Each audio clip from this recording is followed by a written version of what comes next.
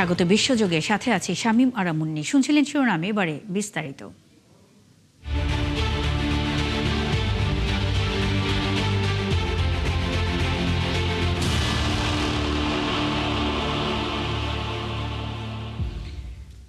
বিধানসভা নির্বাচনে বিজেপির কাছে বড় ব্যবধানে হারের পরও পদত্যাগ করতে অস্বীকৃতি জানিয়েছেন তৃণমূল কংগ্রেস নেত্রী মমতা বন্দ্যোপাধ্যায়। তার এই অবস্থান পশ্চিমবঙ্গকে এক নজিরবিহীন সাংবিধানিক সংকটের দিকে ঠেলে দিচ্ছে। এই পরিস্থিতিতে নতুন বিজেপি সরকারের শপথ গ্রহণের আগে রাজ্যে রাষ্ট্রপতি শাসন জারির সম্ভাবনা তৈরি হয়েছে।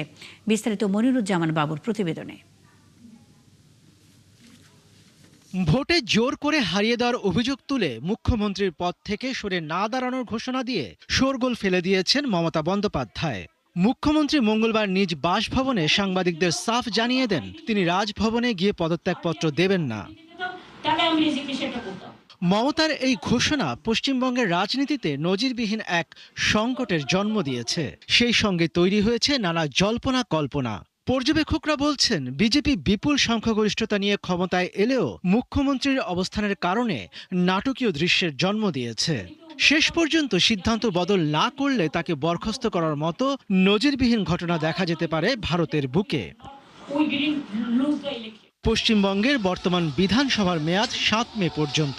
নিয়ম অনুযায়ী নির্দিষ্ট সময়ের মধ্যে নতুন সরকার গঠনের প্রক্রিয়া শুরু করতে হবে, যার প্রাথমিক ধাপ হলো মুখ্যমন্ত্রীর পদত্যাগ। তবে মমতা শেষ পর্যন্ত পদ না ছাড়লে তাকে বরখাস্ত করতে পারেন রাজ্যপাল। এজন্য রাজভবন থেকে জারি করতে হবে একটি বিশেষ অধ্যাদেশ। আবার রাজ্যপাল সরাসরি বরখাস্ত না করে মুখ্যমন্ত্রীকে বিধানসভার বিশেষ অধিবেশন ডাকার নির্দেশও দিতে পারেন। সেখানে সরকার সংখ্যাগরিষ্ঠতা প্রমাণ করতে ব্যর্থ হলে মুখ্যমন্ত্রীর পদ থেকে ইস্তফা দেওয়ার ছাড়া মমতার সামনে আর কোনো পথ খোলা থাকবে না। বিশেষজ্ঞরা বলছেন এর বাইরে ৩৫৬ ধারা প্রয়োগ বা রাষ্ট্রপতি শাসনও জারি করা যেতে পারে। কারণ মুখ্যমন্ত্রী পরাজিত হওয়ার পর পদত্যাগ না করার অর্থ হলো রাজ্যে একটি সাংবিধানিক অচল অবস্থা তৈরি হয়েছে। তবে মমতা পদত্যাগ করুন আর নাই করুন, বিজেপি সরকার গড়তে কাজ শুরু করে দিয়েছে। বিধায়কদের সঙ্গে বৈঠক করতে কেন্দ্রীয় স্বরাষ্ট্রমন্ত্রী অমিত শাহ কলকাতা আসছেন। বিধায়কেরা তাঁদের মধ্য থেকে পরিষদীয় দলের নেতা নির্বাচন করবেন।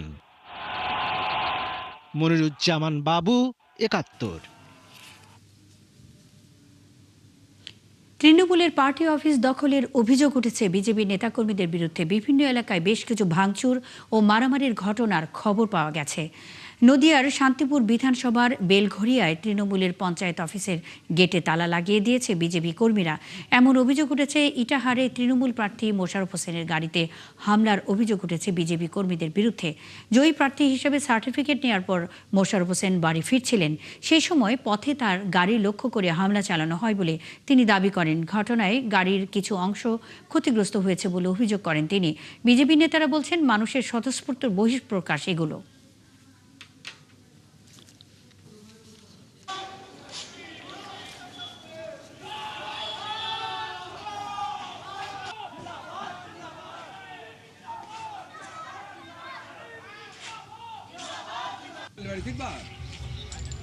थोड़ा सा हाँ थोड़ा दे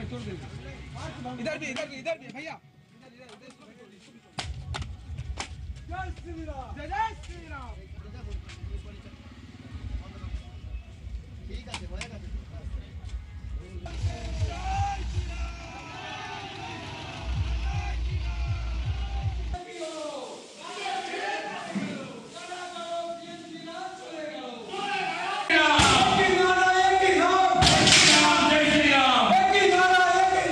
আমি কলেজ মোড় পার হচ্ছি, একজন হঠাৎ করে এসে মোশাররফ হোসেন মুর্দাবাদ বলে বিজেপির কর্মী ২-৩ জন ধাওয়া করে একজন এসে গাড়িতে আক্রমণ, গাড়ি ভাঙচুর করলো।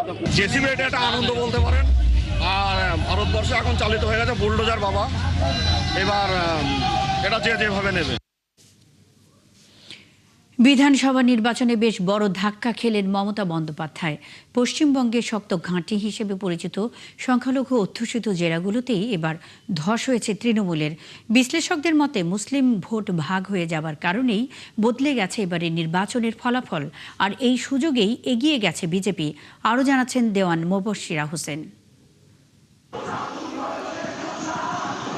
পশ্চিমবঙ্গে দীর্ঘদিন ধরে সংখ্যালঘু ভোট ব্যাংকই ছিল মমতা বন্দ্যোপাধ্যায়ের নেতৃত্বে তৃণমূল কংগ্রেসের বড় শক্তি। তবে এবারের বিধানসভা নির্বাচনের ফল বলছে সেই সমীকরণে এবার ফাটল ধরেছে। রাজ্যের সংখ্যালঘু অধ্যুষিত জেলা মুর্শিদাবাদ, মালদা ও উত্তর দিনাজপুর, এই তিনটি জেলায় মোট 43টি আসনের মধ্যে তৃণমূল কংগ্রেস পেয়েছে 20টি আসন। অন্যদিকে বিজেপি জিতেছে 18টি আসন, আর বাকি আসনগুলো গেছে কংগ্রেস, সিপিএম ও অন্যান্য আঞ্চলিক দলের ঝুলিতে। বিশেষজ্ঞদের মতে এই ফলাফলের পেছনে সবচেয়ে বড় কারণ মুসলিম ভোট ভাগ হয়ে যাওয়া। আগে যেখানে এই ভোটের বড় অংশ একদিকেই থাকতো, এবার তা ভাগ হয়ে গেছে একাধিক দলের মধ্যে। সবচেয়ে স্পষ্ট চিত্র দেখা গেছে মুর্শিদাবাদ জেলায়। এখানে মুসলিম জনসংখ্যা 70%-এরও বেশি। তবুও 5টি দলের মধ্যে ভোট ভাগ হয়ে যাওয়ায় তৃণমূলের আসন সংখ্যা নেমে এসেছে মাত্র 9টিতে। অথচ 2021 সালের নির্বাচনে এই জেলায় তৃণমূলের দখলে ছিল 20টি আসন। এবার সেই জায়গায় বিজেপি পেয়েছে 8টি আসন, যা রাজনৈতিকভাবে বেশ গুরুত্বপূর্ণ একটি পরিবর্তন। মালদা জেলাতেও একই প্রবণতা লক্ষ্য করা গেছে। এখানে কংগ্রেস ও বাম দলগুলো মুসলিম ভোটের একটি অংশ নিজেদের দিকে টানতে সক্ষম হয়েছে। ফলে তৃণমূলের ভোট ব্যাংকে ভাঙন ধরে এবং তার সরাসরি সুবিধা পেয়েছে বিজেপি। উত্তর দিনাজপুরের চিত্র প্রায় এক। বিশেষ করে করণদিঘি আসনে মুসলিম ভোট ভাগ হয়ে যাওয়ায় বিজেপি প্রার্থী জয়ী হন। দলের নেতাদের দাবি, একদিকে হিন্দু ভোটের সংহতি এবং অন্যদিকে মুসলিম ভোটের বিভাজন। এই দুই কারণেই তাদের সাফল্যের মূল চাবিকাঠি।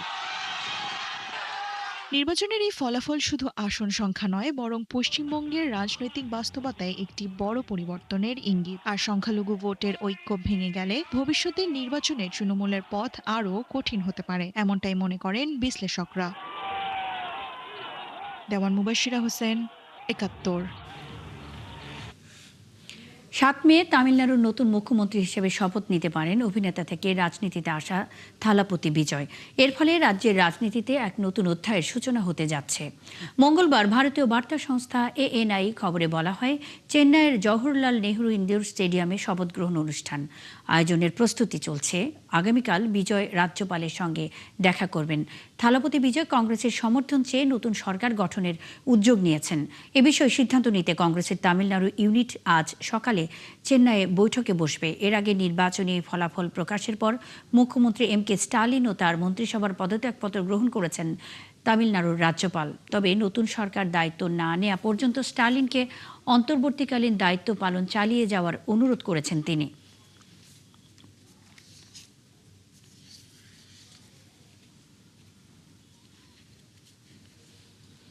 নিজের প্রথম নির্বাচনী লড়াইয়ে পুরো রাজনৈতিক অঙ্গনে তাক লাগিয়ে দিয়েছেন দক্ষিণ ভারতের জনপ্রিয় চলচ্চিত্র তারকা জোসেফ বিজয় চন্দ্রশেখর, যিনি থালাপতি বিজয় নামেই বেশি পরিচিত।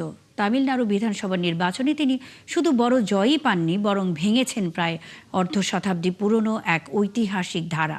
বিস্তারিত শারমিন স্বপ্নার প্রতিবেদনে। চলচ্চিত্র জগৎ থেকে উঠে এসে রাজনৈতিক দল গঠন, নির্বাচনে অংশগ্রহণ এবং জয়ী হয়ে মুখ্যমন্ত্রী হওয়ার ঘটনা তামিলনাড়ুর ইতিহাসে এর আগে ঘটেছিল মাত্র একবার। 1977 সালে কিংবদন্তি অভিনেতা MG রামাচন্দ্রন নির্বাচনে জয়ী হয়ে মুখ্যমন্ত্রী হন, আর 1987 সালে মৃত্যুর আগ পর্যন্ত এই দায়িত্ব পালন করেন তিনি। তার প্রতিষ্ঠিত দল AIADMK দীর্ঘদিন রাজ্যের রাজনীতিতে প্রভাব বিস্তার করে। পরবর্তীতে অভিনেত্রী জয়রাম জয়ললিতা মুখ্যমন্ত্রী হলেও তিনি নিজে কোনো নতুন দল গঠন করেননি, বরং রামাচন্দ্রনের প্রতিষ্ঠিত AIADMK-তে যোগ দিয়ে ধীরে ধীরে দলের শীর্ষ নেতৃত্বে পৌঁছে যান এবং শেষ পর্যন্ত মুখ্যমন্ত্রীর পদে আসীন হন। তারপর থেকে বহু অভিনেতা অভিনেত্রী রাজনীতিতে প্রবেশের চেষ্টা করলেও কেউই এই উচ্চতায় পৌঁছাতে পারেননি। তবে 2026 সালের এই নির্বাচনে সেই ইতিহাস যেন নতুনভাবে ফিরে এসেছে। 2024 সালে প্রতিষ্ঠিত বিজয়ের দল তামিলাগা ভেট্টি কাজাগাম TVK প্রথমবার নির্বাচনে অংশ নিয়েই অভাবনীয় সাফল্য অর্জন করেছে। তামিলনাড়ু বিধানসভার মোট 234টি আসনের মধ্যে 108টি আসনে জয় পেয়েছে দলটি। সরকার গঠনের জন্য প্রয়োজন 118টি আসন, ফলে TVK-কে জোট গঠন করতে হবে। তবে এই জোটের নেতৃত্বে থাকবে বিজয়ের দল এবং তিনি যে পরবর্তী মুখ্যমন্ত্রী হতে যাচ্ছেন তা প্রায় নিশ্চিত। এই সাফল্যের পেছনে রয়েছে সুদূরপ্রসারী কৌশল। এমজি রামাচন্দ্রনের মতোই বিজয়ও তার বিশাল ভক্ত সমাজকে রাজনৈতিক শক্তিতে রূপান্তর করেছেন। 2009 সাল থেকে তিনি ভক্তদের সংগঠিত করা শুরু করেন এবং বিজয় মাক্কাল ইয়াক্কাম নামে একটি ঐক্যমঞ্চ গড়ে তোলেন। এই সংগঠনটি সামাজিক কাজের পাশাপাশি রাজনৈতিকভাবেও সক্রিয় ছিল। 2011 থেকে 2020 সাল পর্যন্ত এই সংগঠন AIADMK কে সমর্থন দিলেও 2021 সালে সেই সমর্থন প্রত্যাহার করে স্বাধীন রাজনৈতিক শক্তি হিসেবে আত্মপ্রকাশের পথে এগোয়। অবশেষে 2024 সালে আনুষ্ঠানিকভাবে গঠিত হয় তামিলেগা ভেট্টি কাজাগাম। অভিনেতা থেকে রাজনৈতিক নেতার এই যাত্রায় বিজয় প্রমাণ করেছেন যে জনপ্রিয়তা, সংগঠন এবং কৌশলের সঠিক সমন্বয় ঘটলে ইতিহাস নতুন করে লেখা সম্ভব। শারমিন স্বপ্না, 71। ইরানের সঙ্গে শান্তি আলোচনায় অগ্রগতি হওয়ায় হরমুজ প্রণালীতে সামরিক অভিযান প্রজেক্ট ফ্রিডম স্থগিতের ঘোষণা দিয়েছেন মার্কিন প্রেসিডেন্ট ডোনাল্ড ট্রাম্প। স্থানীয় সময় মঙ্গলবার ট্রুথ সোশ্যাল ট্রাম্প এই ঘোষণা দেন। চুক্তি চূড়ান্ত করা ও স্বাক্ষর করা সম্ভব কিনা তা দেখার জন্য এই উদ্যোগ নেওয়া হয়েছে বলে উল্লেখ করেন তিনি। পাশাপাশি ইরানের বন্দরে যুক্তরাষ্ট্রের নৌ অবরোধ পুরোপুরি কার্যকর থাকবে বলেও জানান ট্রাম্প। এ সময় ট্রাম্প বলেন, ইরানের আত্মসমর্পণ করা উচিত। তার কথার প্রেক্ষিতে কড়া জবাব দিয়েছেন ইরানের প্রেসিডেন্ট মাসুদ পেজেশকিয়ান। বলেছেন, ইরানকে বল প্রয়োগ করে দমানো সম্ভব না। পাশাপাশি কেউ ইরানকে আত্মসমর্পণ করাতে পারবে না বলেও জানান তিনি।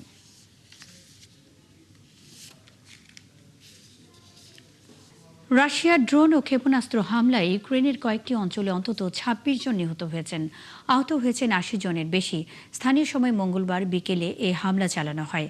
এ সময় রাশিয়ার শক্তিশালী গ্লাইড বোমা ইউক্রেনের পূর্ব দিকের ক্রামাতোরস্ক, দক্ষিণ পূর্বের জাপোরিজিয়া ও উত্তরের চেরনিহিভ অঞ্চলে আঘাত হানে।